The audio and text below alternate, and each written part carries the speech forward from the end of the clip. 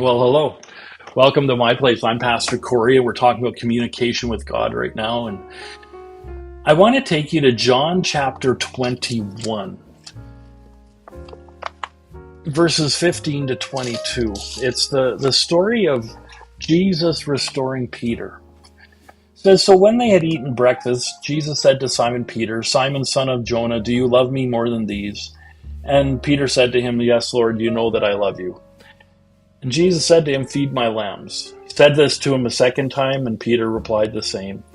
And then the third time, and Peter was grieved because he said to him this third time, 'Do you love me?'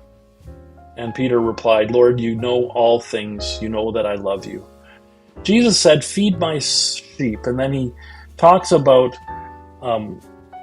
how Peter was going to die. And verse 19 says, "This he spoke, signifying by what death he would glorify God.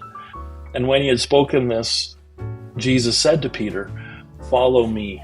And then Peter turns around and sees that John was following them and basically probably listening to the conversation. And Peter says, "Well, what about this guy?" And Jesus says, "If I will that he remain till I come, what is that to you? You follow me." Jesus is telling Peter to only be concerned with what Jesus has told him. I asked you yesterday if you trusted God enough to know that your thoughts are God communicating with you, and now I ask you this question. Do you trust God enough to know that He is communicating with others, and that their actions may not reflect what God is telling you? Now, this is the difficult thing. We always tend to think that what God is telling me is going to also concern those around us. You look at Peter, he did that.